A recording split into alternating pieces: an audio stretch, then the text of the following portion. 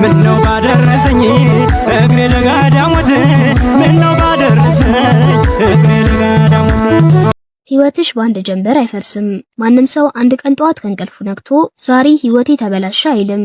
ውድቀቱ የሚጀምረው በዝግታ በማይታወቅ ሁኔታና በየቀኑ በምናደርጋቸው ጥቃቅን ስህተቶች ውስጥ ተደብቆ ነው። ልክ እንደ ዝገት ብረትን ቀስ በቀስ እንደሚበላው ሁሉ እነዚህ 7 ልማዶችም ማንነትሽን፣ ብሩህ ተስፋሽንና ጥንካሬሽን እየበሉት ነው። በየቀኑ የምታደርጊው ያ ትንሽ ስህተት ዛሬ ተራ ነገር ሊመስልሽ ይችላል። ነገር ግን ከዓመታት በኋላ ራስሽን የምታገኙ ፈጽሞ መሆን በማትፈልጊው ቦታ ላይ ነው። ያኔ ወደ ኋላ ተመልክተሽ እንዴት እዚህ ደረስኩ ብለሽ ስትጠይቂ መልሱ የሚገኘው በታላላቅ ውሳኔዎችሽ ውስጥ ሳይሆን በየቀኑ በምትፈጽሚያቸው ጥቃቅንና ጎጂ ልማዶችሽ ውስጥ ነው። እነዚህ ልማዶች እንደ ሰንሰለት እግርሽን አስረው ካለሽበት ቦታ ንቅንቅ እንዳትይ ያደርጉሻል። ይህ ቪዲዮ ስለ ስኬት ቀመሮች አይደለም። ይህ ቪዲዮ በገዛ እጅሽ የገነባሽውን እስር ቤት እንዴት እንደምትሰብሪና ህይወትሽን ከሚበሉ ዝገቶች እንዴት እንደምትጸጂ የሚያሳይ መራር እውነታ ነው። አንደኛ፣ የዲጂታል መርዝ። ጠዋት ከእንቅልፍሽ ስትነቂ የሚሰማሽን የመጀመሪያ ስሜት አስቢው። ገና አይንሽን ሳትገልጪ እጅሽ ወደ ስልክሽ ይዘረጋል። ብርሃኑ አይንሽን እየወጋው ገና ንጹህ የሆነውን አይምሮሽን በሺዎች በሚቆጠሩ ሰዎች ህይወት፣ ጫጫታና ጭንቀት ትሞይዋለሽ። አልጋሽ ላይ ተኝተሽ በሌሎች ሰዎች ስኬት ስትቀኚ፣ በሌሎች ሰዎች ውበት ራስሽን ስትመዝኝና በዓለም ላይ ስላሉ መጥፎ ዜናዎች ስትጨነቂ ገና ቀኑ ሳይጀምር መንፈስሽ ይዝላል። ይህ የዲጂታል መርዝ ወደ ደም ስርሽ ውስጥ ገብቶ ቀኑን ሙሉ እንድትጨነቂና እኔ ወደ ኋላ ቀርቻለሁ የሚል ስሜት እንዲሰማሽም ያደርጋል። ገና እግርሽ መሬት ሳይነካ ራስሽን ከሌሎች ጋር አወዳድረሽ ጨርሰሻል። ይህ ልማድ ማንነትሽን በየቀኑ እየሰረቀው ነው። በራስሽ ህይወት ላይ ትኩረት ማድረግ ሲገባሽ የሌሎች ህይወት ተመልካችና ዳኛ በመሆን ውድ ጊዜሽን ትገብሪያለሽ። ይህ የመጀመሪያውና ትልቁ የህይወት ዝገት ነው። መፍትሄውም የመጀመሪያውን ሰዓት ማክበር። ከእንቅልፍሽ እንደነቃሽ የመጀመሪያውን 60 ደቂቃ ስልክሽን በፍጹም አትንኪ። ይህን ጊዜ ለራስሽ ስጪው። ውሃ ጠጪ፣ ሰውነትሽን አንቀሳቅሺ፣ ወይም በቀንሽ ላይ ምን ማሳካት እንደምትፈልጊ ለጥቂት ደቂቃዎች በዝምታ አስቢ። ሁለተኛ፣ ከመጠን በላይ ማብራራት። ሌላው ደግሞ በስራ ቦታሽ ወይም በጓደኞችሽ መካከል ስትሆኚ የሚገጥምሽ ሁኔታ ነው። አንድ ትንሽ ስህተት ትሰሪያለሽ ወይ ደግሞ አንድ ውሳኔ ትወስኛለሽ። በዚያ ቅጽበት በውስጥሽ የሚፈጠረውን የመከላከያ ስሜት አስተዊ። ለሁሉም ሰው ስለ ውሳኔሽ ምክንያት መስጠት ትጀምሪያለሽ። እንዲህ የሆነው እኮ በዚህ ምክንያት ነው፣ እኔ እኮ እንዲህ ማለት ያልነበረም እያልሽ ራስሽን ለማጽደቅ ስትደክሚ በሰዎች ፊት ያለሽን ባለስልጣንነት ወይም አውቶሪቲ ያጣሽ እንደሆነ አታስተውይም። ከመጠን በላይ ማብራራት ወይም ኦቨር ኤክስፕሌኒንግ የውስጥ ድክመት ነው። ለራስሽ ውሳኔና ለራስሽ ስህተት ሙሉ ኃላፊነት ከመውሰድ ይልቅ በሌሎች ሰዎች ዘንድ ተቀባይነትን ለማግኘት ስትጥሪ ዋጋሽን እያረከሽ ነው። ይህ ልማድ በራስ መተማመንሽን ይበለዋል። ሰዎች ለአንቺ እንዲያዝኑልሽ ወይም እንዲረዱሽ በሞከርሽ ቁጥር አንቺን እንዳያከብሩሽ እያደረግሽ ነው። መፍትሄውም የዝምታን ኃይል ተጠቀሚ። አንድ ነገር አልፈልግም ወይም አይመቸኝም ስትይ ማብራሪያ ጨምረሽ አትስጪ። ውሳኔሽ በራሱ በቂ ነው። ሰዎች ማብራሪያ ሲጠብቁ ፈገግ ብለሽ ዝም በይ። ዝምታሽ ክብርሽንና በራስ መተማመንሽን ይገነባል። ሶስተኛ፣ ፍጹም ጊዜን መጠበቅ። በህይወትሽ ውስጥ ልታደርጊያቸው የምታስቢያቸውን ታላላቅ እቅዶች አስቢ እስቲ። ገና ዝግጁ አይደለሁም፣ ሁኔታዎች እስኪመቻቹልኝ ልጠብቅ፣ ወይም ፍጹም የሆነ ጊዜ ሲመጣ ጀምራለሁ የሚሉ ሐሳቦች በጭንቅላሽ ውስጥ ይመላለሳሉ።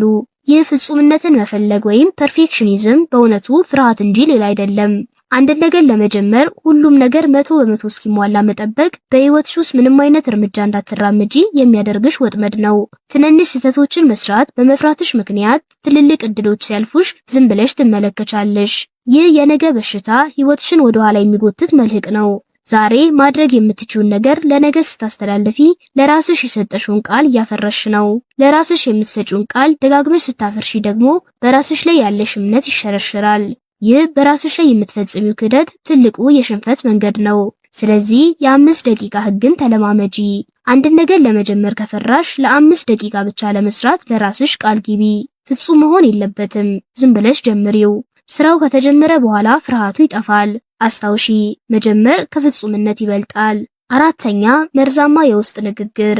እነዚህ ልማዶች በአይምሮሽ ውስጥ ኒውትራል ፓዝዌይ ወይም ቋሚ የሐሳብ መንገዶች ይፈጥራሉ። አንድን መጥፎ ነገር ደጋግመሽ ስታደርጊው አይምሮሽ ያንን እንደ ትክክለኛ መንገድ ይቀበለዋል። ለምሳሌ ሁልጊዜ ስለራስሽ መጥፎ ነገር ማውራት ወይም ኔጋቲቭ ሰልፍ ቶክ ካዘወተርሽ አይምሮሽ ካንቺ የሚወጣውን ማንኛውንም ጥሩ ሐሳብ ውድቅ ያደርጋል። አልችልም፣ አይሆንልኝም፣ እኔ ሁልጊዜ እድለቢስ ነኝ የሚሉ ቃላት በደምሽ ውስጥ የሚዘዋወሩ መርዞች ናቸው። እነዚህ ቃላት የአካልሽን ኬሚስትሪ ጭምር ይቀይሩታል። የጭንቀት ሆርሞኖች በሰውነትሽ ውስጥ እንዲበዙ በማድረግ ሁልጊዜ እንድትደክሚና ተስፋ እንድትቆርጪም ያደርጉሻል። ይህን የአእምሮ ዝገት ለመስበር በመጀመሪያ የምትናገሪያቸውን ቃላት በጥንቃቄ መምረጥ አለብሽ። ቃላትሽ ህይወትሽን የመገንባት ወይም የማፍረስ ኃይል አላቸው። ስለዚህ ሁልጊዜም የእውነት ምርመራን አድርጊ። አይምሮሽ አትችይም ሲልሽ ይህ እውነት ነው ወይስ ፍርሃት ብለሽ ጠይቂው። በራስሽ ላይ የምትጠቀሚውን ቃል ልክ ለምትወጁ ጓደኛሽ እንደምትናገሪው አይነት አበረታችና ደግ አድርጊው። አምስተኛ ያለ ተግባር መመገብ። ሌላው እጅግ አደገኛ ልማድ ፓሲቭ ኮንሰፕሽን ወይም ዝም ብሎ መመገብ ነው። ይህ ማለት መረጃዎችን፣ ቪዲዮዎችንና መጽሐፍትን ታነቢያለሽ፣ ታያለሽ፣ ግን ምንም ተግባራዊ እርምጃ አትወስጂም። ብዙ ሰዎች የራስ መሻሻያ ወይም ሰልፍ ኢምፕሩቭመንት ቪዲዮዎችን በማየት ብቻ ህይወታቸው የተቀየረ ይመስላቸዋል። ነገር ግን ዕውቀት ያለ ተግባር ሸክም ነው። አይምሮሽን በመረጃ አጨናንቀሽው፣ ነገር ግን በዕለት ተዕለት ህይወትሽ ላይ ምንም ለውጥ ካላመጣሽ በእውነቱ እያደረግሽ ያለሽው ነገር ቢኖር ጊዜሽን ማባከን ነው። ይህ ልማድ እየሰራው ነው የሚል የሐሰት እርካታ ይሰጥሻል፣ ነገር ግን ውጤቱ ዜሮ ነው። እውነተኛው ለውጥ የሚመጣው ካየሽውና ከሰማሽው ነገር ውስጥ አንዱን እንኳን ተግባራዊ ስታደርጊ ነው። ይህ የተመልካችነት ህይወትሽን አቁመሽ የድርጊት ሰው መሆን አለብሽ። ስለዚህ የአንድ ለአንድ ህግን ተከታይ። አንድ አዲስ ጠቃሚ መረጃ ስታነቢ ወይም ቪዲዮ ስታይ ያየሽውን ነገር ተግባራዊ ሳታደርጊ ወደ ሌላ መረጃ አትለፊ። ለምሳሌ ይህን ቪዲዮ ካየሽ በኋላ ዛሬውኑ አንዱን መጥፎ ልማድሽን ለመቀየር እርምጃ ውሰጂ። ስድስተኛ ቂም መያዝ። አንድ ሰው በድሎሻል ወይም ደግሞ በአንድ ነገር ተጎድተሻል። ይህን ቁስል ደጋግመሽ እያነሳሽ ማውራትና በውስጥሽ መቆዘም ትልቁ የህይወት ዝገት ነው። ያንን የጥላቻና የቂም ሸክም ተሸክሞ ወደፊት ለመራመድ መሞከር ከባድ ድንጋይ ታቅፈሽ ለመዋኘት ከመሞከር አይለይም። ቂም መያዝ ማለት መርዝ ጠጥቶ ሌላው ሰው እንዲሞት ከመመኘት ጋር እኩል ነው። ይህ ልማድ የአሁኑ ጊዜሽንና ውብ የሆኑ እድሎችሽን እንዳታይ ይጋርድሻል። ያለፈው አልፏል፣ በእጅሽ ያለው ዛሬ ብቻ ነው። ያንን የቆየ ቁስል ደጋግመሽ ስታኪው ቁስሉ እንዲድን እድል እየሰጠሽው አይደለም። ይህ የቂም ልማድ ማንነትሽን በታሪክ ውስጥ አስሮ ያስቀረዋል። ስለዚህ መፍትሄው የይቅርታና የመልቀቅ ጥበብን መማር ነው።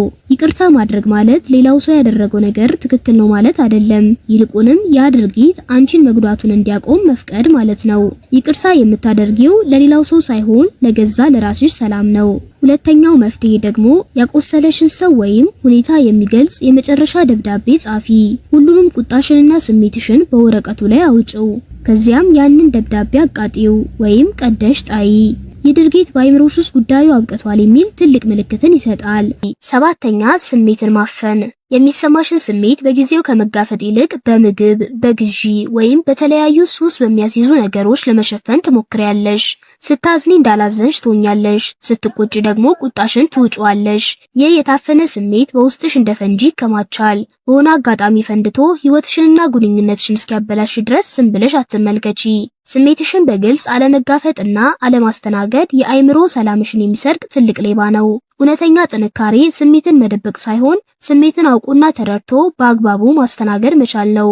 ይህን ሳታደርጊ ስትቀሪ በውስጥሽ የሚፈጠረው ውጥረት የአካል ጤንነትሽን ጭምር ይጎዳዋል። ስለዚህ ለዚህ የሚሆን የስሜት ማስታወሻ አዘጋጂ። የሚሰማሽን ስሜት በወረቀት ላይ አስፍሪው። ስትናደጂ ወይም ስታዝኒ ስሜቱን አትሽሺው። አሁን ተናድጃለሁ ምክንያቱም ብለሽ በግልጽ ለራስሽ ተናገሪ። ስሜትን ማውጣት ክብደቱን ይቀንሰዋል። ስምንተኛ አቋም ማጣት። የመጨረሻውና የሁሉንም ልማዶች መሰረት የሚንድ ልማድ ደግሞ ኢንኮንሲስተንሲ ወይም አለመረጋጋት ነው።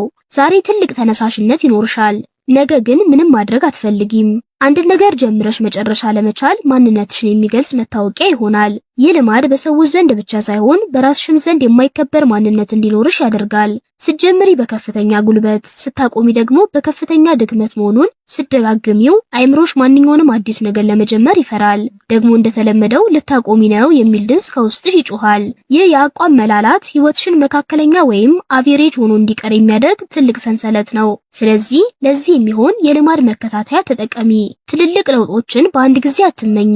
በየቀኑ የምታደርጊያቸውን ትንንሽ ድርጊቶች መመዝገብ ጀምሪ። የልማድ መከታተያን መጠቀም የት ጋር እንዳለሽና ምን ያህል እንደተጓዥ ስለሚያሳይሽ ተስፋ እንዳትቆርጪ ጉልበት ይሆንሻል። ለዚህ እንዲሆንሽ ደግሞ እኔ ከስር የሃቢት ትራከር ወይም ልማድ መከታተያ አዘጋጅቻለሁ። እርሱን አውርደሽ መጠቀም ትችያለሽ።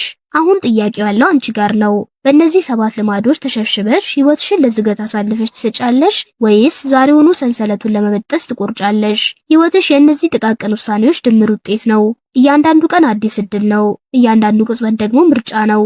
መጥፎ ልማዶችሽን ስታሸንፊ እውነተኛዋና ኃያላው ማንነትሽ ብቅ ትላለች። ያኔ ማንም ሊያስቆምሽ የማይችል ብርቱ ሴት ትሆኛለሽ።